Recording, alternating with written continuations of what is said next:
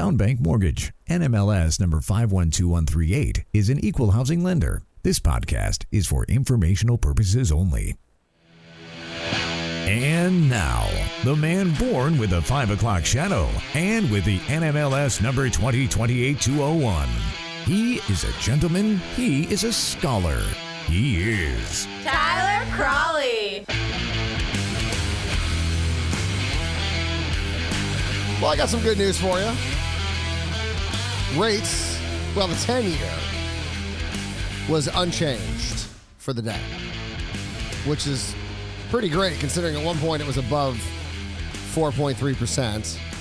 Looks like it's going to close out the day at 4.25%, which is pretty much where it started. So we will take it. Now, mortgage rates, we're up a little bit. I mentioned it yesterday. We'll talk about that.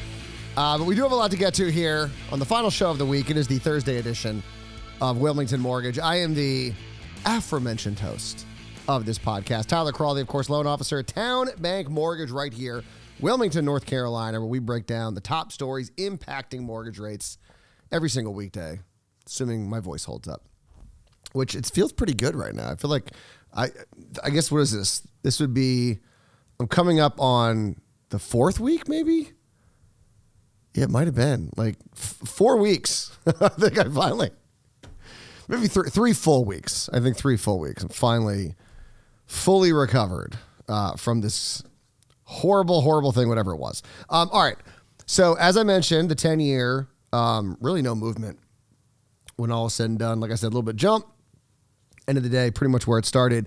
And then Mortgage News Daily had the 30-year fixed rate, according to their index, was up or down. Up about 7 basis points, which we'd already seen. Like I'd mentioned, the other day, pricing alone. And so it takes a little while for these indexes to hit. And that's why I think I said yesterday it only showed like a 2 basis point move in that 30-year fix. But we were already seeing it reflected in the pricing that we were doing. So this is just sort of the reflection of that. If that makes sense. So, I mean, pretty much what happened yesterday was the big story of the week. Now, we did get some interesting comments from the European Central Bank. So from the European Central Bank and the Bank of England, both discussing kind of what's happening right now and what they see happening going forward. And it was not a rosy picture. And so that's why I kind of thought we might see rates jump today, and they didn't. So I was pretty happy about that. But like I said, European central banks were kind of warning about inflation with regards to what is happening in the Middle East. So European Central Bank President Christine Lagarde warned that the conflict is complicating the outlook, their economic outlook, saying, quote, "The war in the Middle East has made the outlook significantly more uncertain, creating upside risks for inflation and downside risks for economic growth." Kind of a similar comment was made by the Bank of England's Governor Andrew Bailey, who signaled a readiness to respond if inflation pressures intensify, saying, quote, "I will be monitoring developments extremely closely and stand ready to act as necessary to ensure inflation remains on track to meet the 2% target." Now, investors were sort of expecting that, but they did have to kind of change their outlook as well. Definitely with regard to the UK, markets had shifted from anticipating rate cuts to pricing in possible future hikes. Same thing for traders looking at the European Central Bank, which are now expecting rate increases this year potentially, when previously they were expecting no changes to happen in 2026. And so on that news, the fact that we had, and it kind of makes sense that the European central banks could be a little bit more vocal about the impacts of the war because they're not involved in it. The United States is involved in it. And so the Federal Reserve president does not like to weigh in on things that are kind of outside their purview. They'll talk about, the impact of certain, legislation or executive orders or whatever it may be. But you can understand why Powell might be a little bit more muted with regards to the potential shocks being caused by what's happening in Iran versus the European central banks. They can probably be a little bit more opinionated on it because they're not involved. And so when I saw these reports about now, instead of pricing in either a rate cut or no changes, now they're pricing in increases to their interest rates, I went, oh no, people are thinking that potentially could be an issue in the United States, which, I mean, Powell did say that did come up during the discussion, the 2-day meeting, that they did talk about possible rate hikes. And so I did think we were going to see a little bit more negative market reaction here in the United States, and we didn't. So, no change for the day, which is what we're looking at here. It's pretty good. I will take that. I will definitely take that. That is way better than where I thought we were going to be when things this morning, when we saw I think it was the Bank of England was first and then the European Central Bank, and we saw rates jump, and I said, oh no. But things actually weren't that bad today. So we will take it. Now, speaking of bad, one thing that was bad today was new home sales. These numbers were so bad. New home sales. Now, this is for the month of January, so we're still feeling the effects of the shutdown last year. This data is still delayed. Normally, we'd be getting new home sales data for February. We're still getting January's data. And like I said, it was bad. Sales of new single-family homes fell to a seasonally adjusted annual rate of 587,000, according to the latest report. That was a 17.6% drop from December. Not a great way to start 2026. We are now at the slowest pace since October 22. So a little over 3 years. The drop was broad-based. Obviously region was hit negatively. The Northeast and the Midwest were the hardest hit, with sales falling 44.7% and 33.9% respectively. The West declined 21.6%, while the South, the largest housing market, fell 8.1%. So I think actually when I looked at the data, the West had the biggest number drop. The South was technically second. And because there's such little activity in the Northeast, even though you saw almost a 50% drop, the actual number was still way lower than what we saw in the South and even the West. But here's what's crazy. So even though the South did see a drop, they accounted for 61.6% of all the new home sales.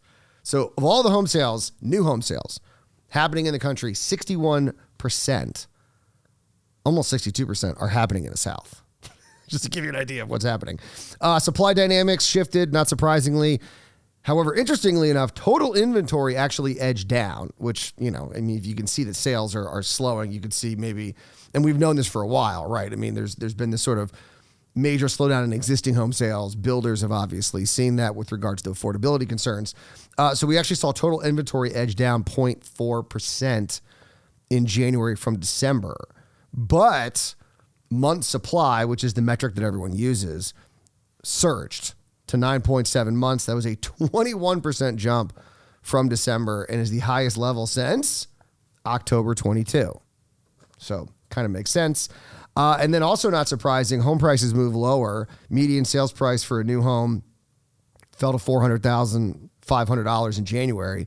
That was a 4.5% drop from December and almost 7% drop from 1 year ago. So, yeah, existing home sales have been sort of rough. Builders have been sort of benefiting from, a lot of these houses they started kind of during the pandemic, and maybe even they were able to get some supplies before we really saw commodity prices shoot up, which helped them. They had a big spread, and that allowed them to offer, major incentives. You still see them where, I'll have a realtor say, yeah, they're buying a new home, but the builder's going to give them like 4%, a 4.5% mortgage. And I'm like, all right, I can't do that. Or like a 5% or so. You're just like, what? How is that? No, we can't touch that. But you have to wonder if now they're starting to realize they can't do that. And so that's what's causing a slowdown, because they don't have that spread anymore, where now they are being impacted by those higher commodity prices, higher labor costs, all that other thing, everything else that goes into a house. And so now they can't, buy down someone's rate. They can't do these things that they could do because the spread is not where it was. And so, I don't know, it could be an anomaly. It could just be kind of a fluke, but more than likely, it's just sort of a sign of, the slowdown that we've seen in existing home sales. So, but we've seen, new home sales, they seem to really fluctuate, in all honesty.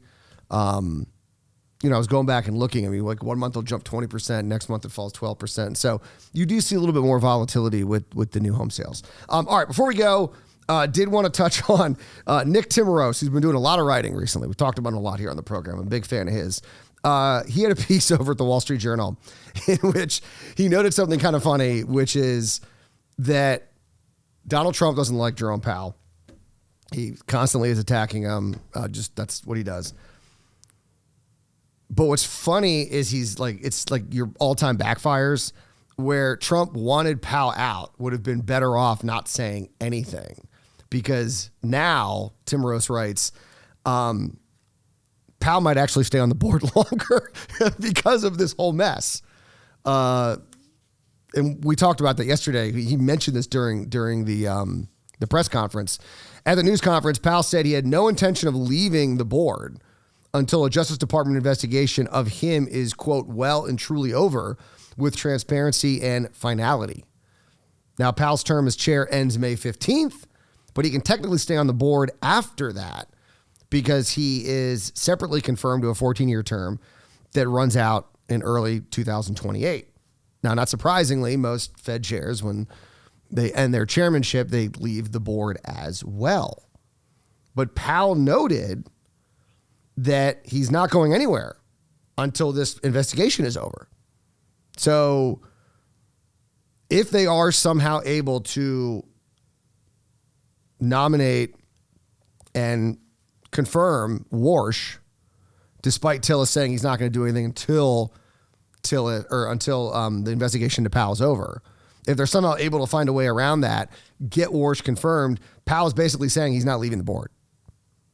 And then even he addressed this as well at the press conference, saying that even if the investigation ends, would he stay on?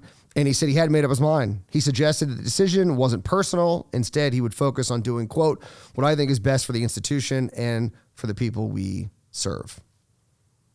And if he stays on, this could significantly impact Trump's ability to sort of reshape the Federal Reserve Board, as Nick Timiraos. I was struggling there with that last name. I was like, wait. There's this tool that we use in the mortgage world called Timiraos, and I was thinking that, and I was like, wait, it's not Timiraos, it's something else. And I was like, it's Timiraos. It was totally messing with my head there. But yeah, if Powell doesn't leave, there aren't any other scheduled vacancies on the board during the remainder of Trump's term. So he'll be able to, and that's the one thing I keep reminding people about, is that everyone says, oh man, once Powell's gone, we're going to see these rates lower. Look at the way that the board is voting. Powell is one vote.